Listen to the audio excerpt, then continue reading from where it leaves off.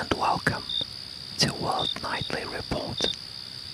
Today is November 22nd, 2024. India's Ministry of Environment and Forests announced a nationwide campaign to protect heritage banyan trees, many of which are centuries old and hold cultural significance. The initiative, titled Roots of India, aims to catalogue and safeguard these iconic trees from urbanization and deforestation.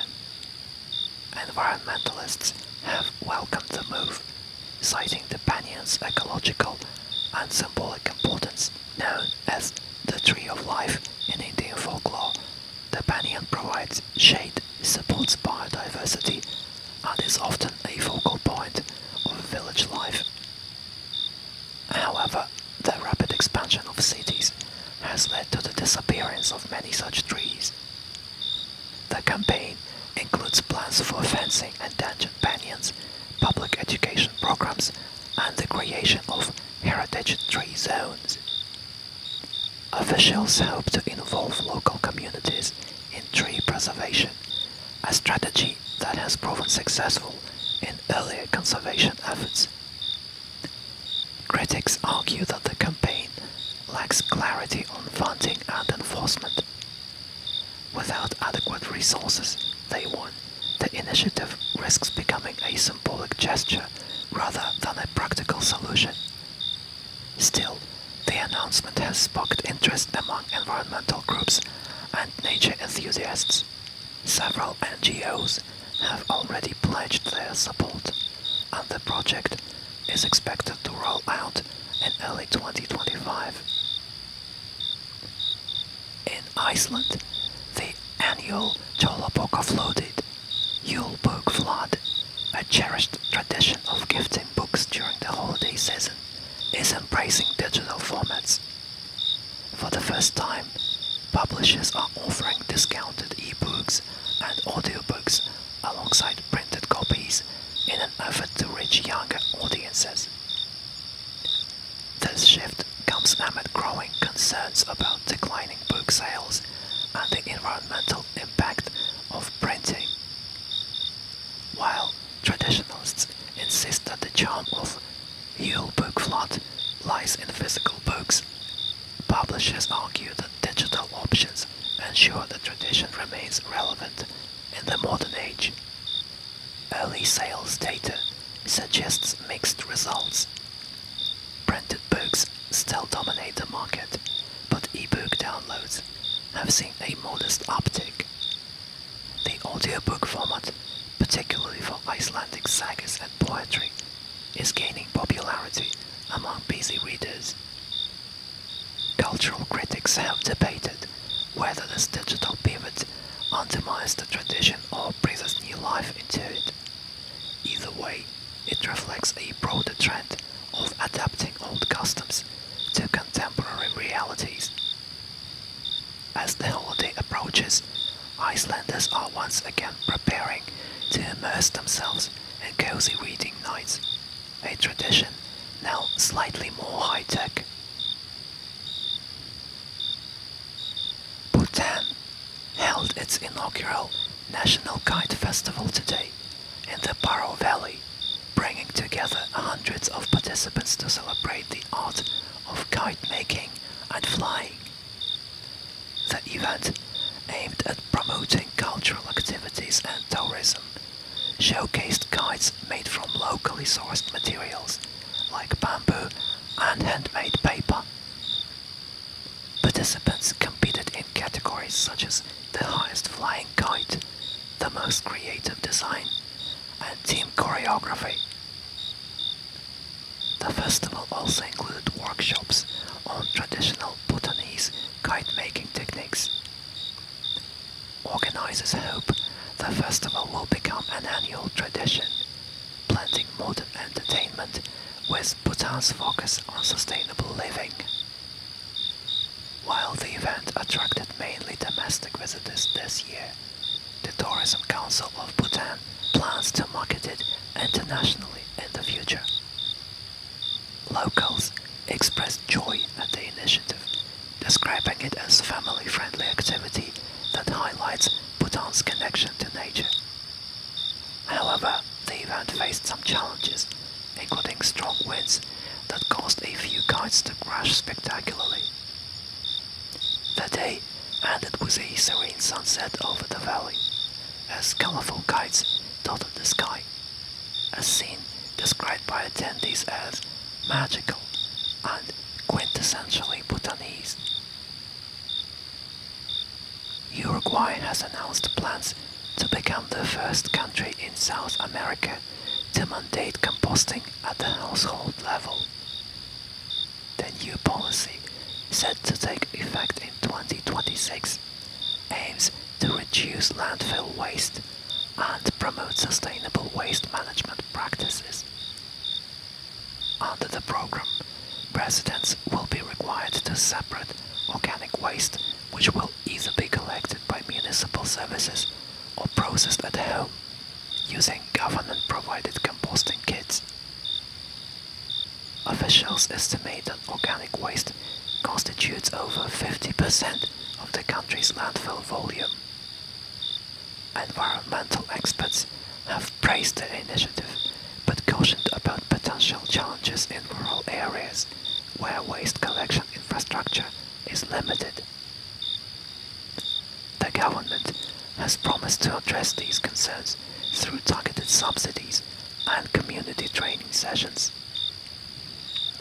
Public response has been mixed, with urban residents largely supportive and rural communities expressing skepticism about the feasibility of compliance.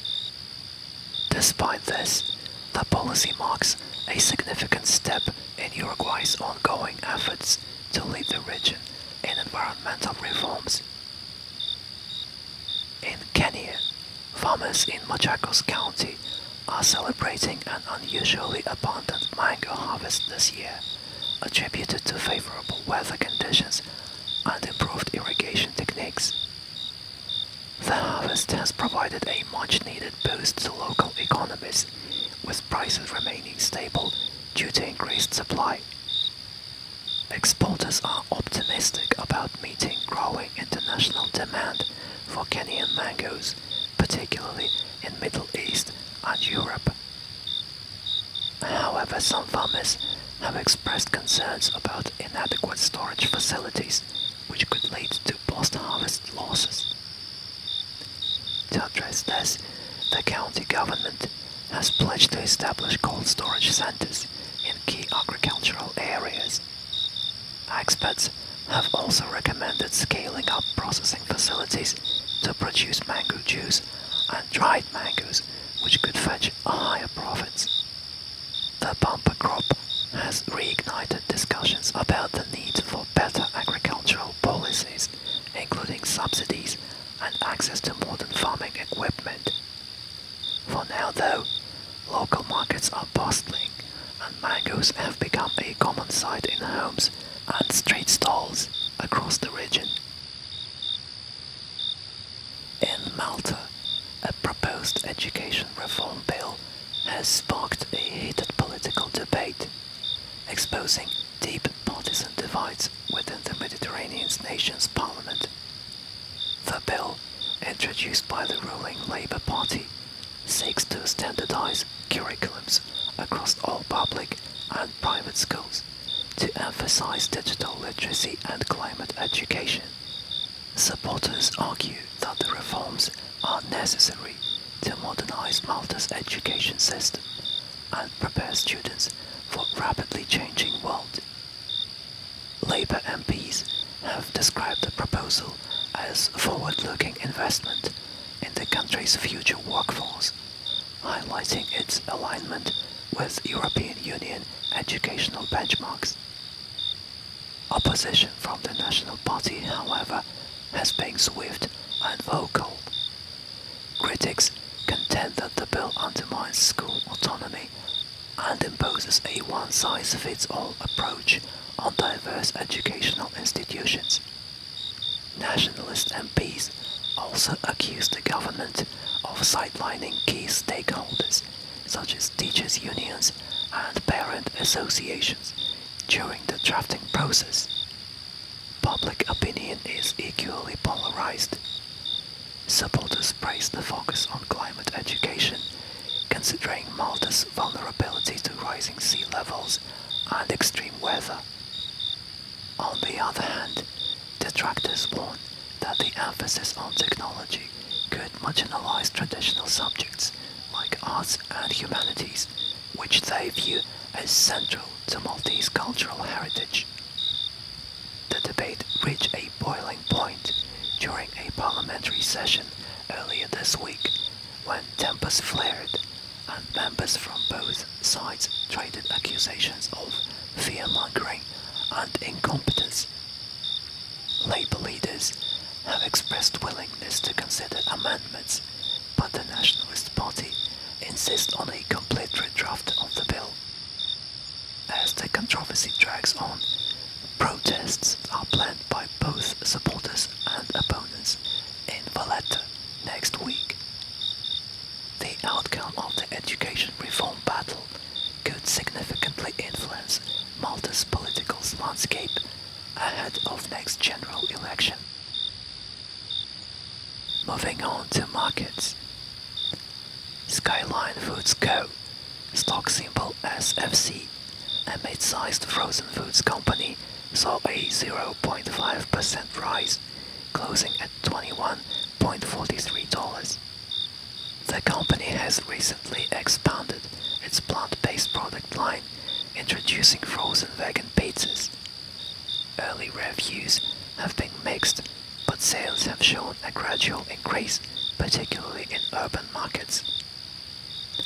In addition to its product expansion, Skyline Foods has partnered with a leading health-focused grocery chain to promote its offerings.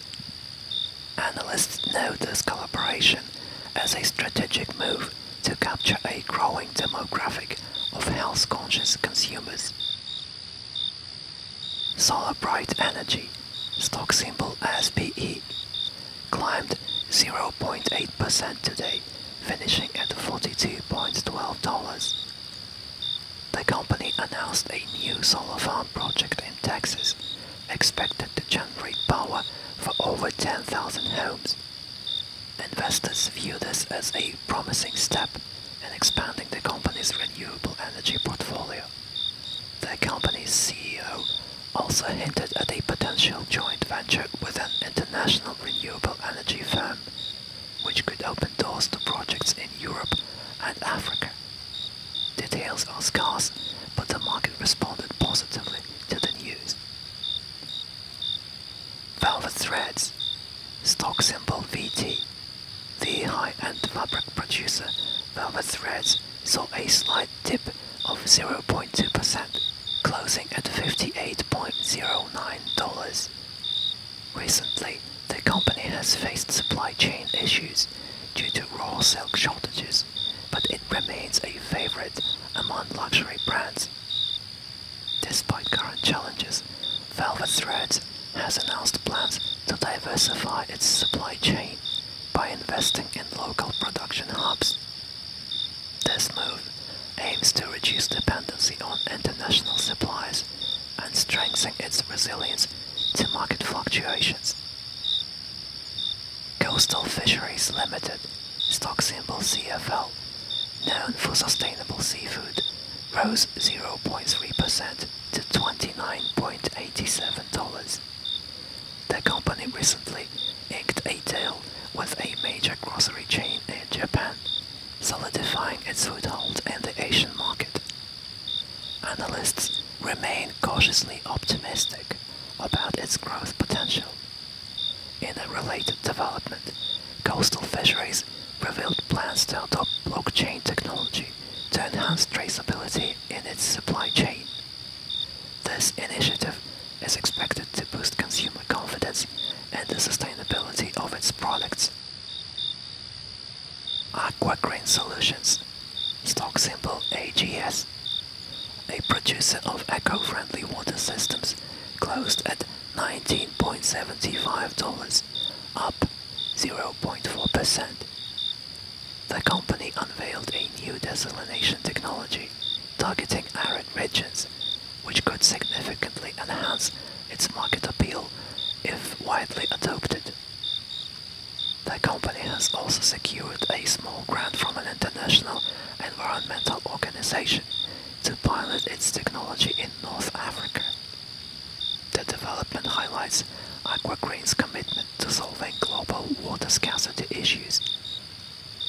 This development highlights AquaGreen's commitment to solving global water scarcity issues. Moving on to sports.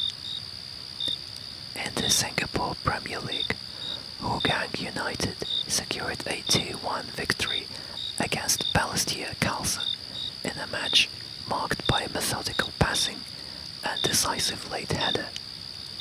The small but passionate crowd showed restrained enthusiasm throughout. Hougang United's win bolsters their mid-season form, giving them a much-needed boost in the standings. Fans praised the team's disciplined defense, while Balestier Khalsa's coach acknowledged their need for sharper finishing in future games. Due to duress edged past Kiev, Vlasnia 1-0 in the Albanian Superliga. A single long-range goal in the second half brought the otherwise uneventful match to life. Fans in attendance described the atmosphere as calm but supportive. The result puts due to duress in a stronger position for European qualification, while Vlasnia's struggles highlight their inconsistency this season. Local media have called on Vlasnia to rethink their tactics as the season progresses. The Vietnamese Volleyball League saw Hanoi Sparks beat Saigon Stars 3-2 in a tightly contested match. Despite some errors on both sides, the game showcased disciplined defensive play. The victory pushes Hanoi into second place in the league standings. Hanoi's captain credited their success to improved teamwork and a focus on set plays. Meanwhile, Saigon Stars expressed determination to bounce back in their next match, with training sessions already underway. In a Welsh regional rugby match, Aberystwyth RFC played to a 10-10 draw with Llandovery RFC. The slow-paced game featured few noteworthy plays, with both teams struggling to capitalize on opportunities. Spectators praised the players' effort, though excitement was minimal. The result leaves both teams hovering in the lower half of the regional league table. Fans have called for changes to coaching strategies, particularly in offensive play, as both sides face challenging fixtures ahead. Stenhousemuir claimed a 2-0 win against Elgin City in Scottish League 2 action. A straightforward match, both goals came from set pieces, with little else to engage the modest crowd. The result moves Stenhousemuir to mid-table in the standings. Elgin City's manager admitted post-match that defensive lapses cost them dearly, while Stenhousemuir celebrated a rare clean sheet. Analysts believe the game was a confidence booster for Stenhousemuir, though their overall performance still needs improvement. This concludes tonight's World Nightly Report. If you are still awake, probably listen to another episode. Like, share, comment. Somnify is out. Good night.